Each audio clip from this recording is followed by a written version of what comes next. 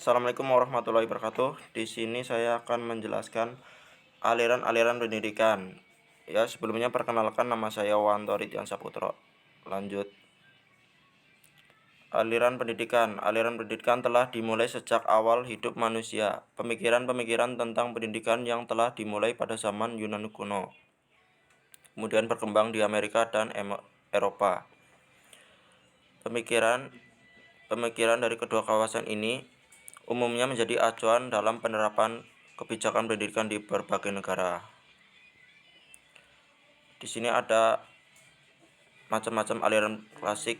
Yang pertama, aliran empirisme, nativisme, aliran naturalisme, aliran konvergensi. Yang pertama, aliran empirisme. Aliran empirisme mementingkan stimulasi eksternal dalam perkembangan manusia, menyatakan bahwa perkembangan anak tergantung kepada lingkungan, sedangkan pembawaan tidak dipentingkan. Kemudian, pengalaman yang diperoleh anak dalam kehidupan sehari-hari didapatkan dari dunia sekitarnya yang berupa stimulasi-stimulasi. Stimulasi tersebut dari alam bebas maupun diciptakan oleh orang dewasa.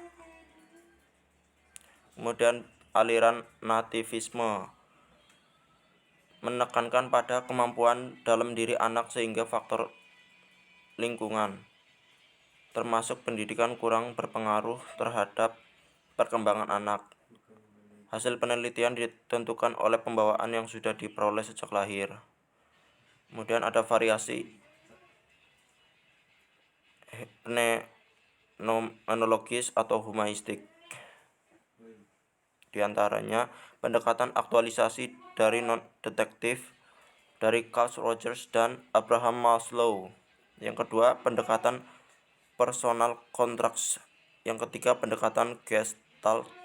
Yang keempat, pendekatan searching for meaning. Kemudian aliran naturalisme. C.C. Rousseau pendapat bahwa semua anak yang baru lahir mempunyai pembawaan baik. Namun pembawaan yang baik itu akan menjadi rusak karena pengaruh lingkungan.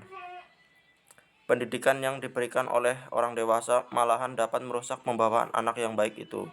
Aliran ini juga disebut negatisme karena berpendapat bahwa pendidikan wajib membiarkan anak pada alam.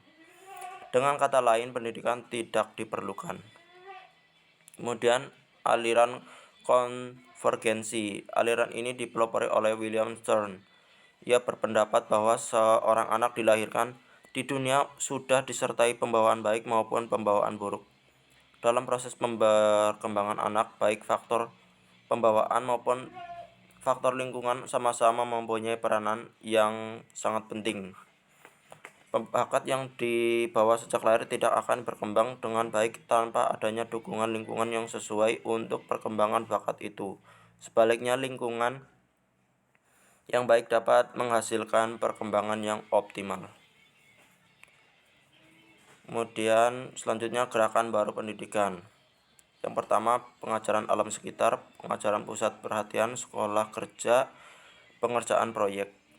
Yang pertama, pengajaran alam sekitar.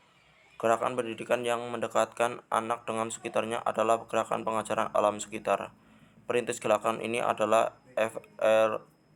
Finger di Jerman dengan Heimatkunde dan G. Leichhardt di Belanda dengan Hertvold-Leven.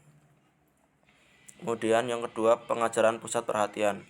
Perintisnya Ovideminat de Clorly dari Belgia dengan pengajaran melalui pusat-pusat minat center interest. Di samping pendapatnya tentang pengajaran global, yaitu metode global and center di interest. Pendidikan de Clorly berdasar Pasenboyan, sekolah untuk hidup dan oleh hidup. Yang ketiga, sekolah kerja. Gerakan sekolah kerja dapat dipandang sebagai titik kulminasi pandangan-pandangan yang mementingkan pendidikan, keterampilan dalam pendidikan. Yang keempat, pengerjaan proyek. Yang perlu ditekankan bahwa pengerjaan proyek akan menumbuhkan kemampuan untuk memandang dan memecahkan persoalan secara komprehensif. Lanjut. Kemudian ada dua aliran pokok pendidikan di Indonesia. Yang pertama, Perguruan Kebangsaan Taman Siswa didirikan oleh Ki Hajar Dewantara pada tanggal 3 Juli, yakni membentuk yayasan. Tujuannya sebagai badan perjuangan dan pembangunan masyarakat tertib dan damai, membangun anak didik menjadi manusia yang merdeka lahir batin, luhur akal budinya serta jasmaninya untuk menjadi anggota masyarakat yang berguna, bertanggung jawab atas keserasian bangsa, tanah air, dan manusia pada umumnya. Kemudian, Ruang Pendidikan INS didirikan oleh Muhammad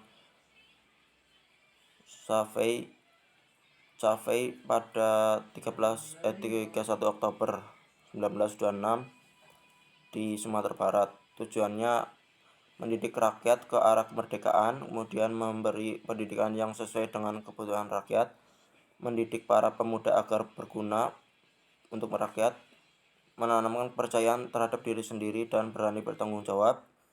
Kemudian yang terakhir, mengusahakan mandiri dalam pembiayaan. Ya, sudah selesai. Sekian dari saya. Kurang lebihnya mohon maaf. Wassalamualaikum warahmatullahi wabarakatuh.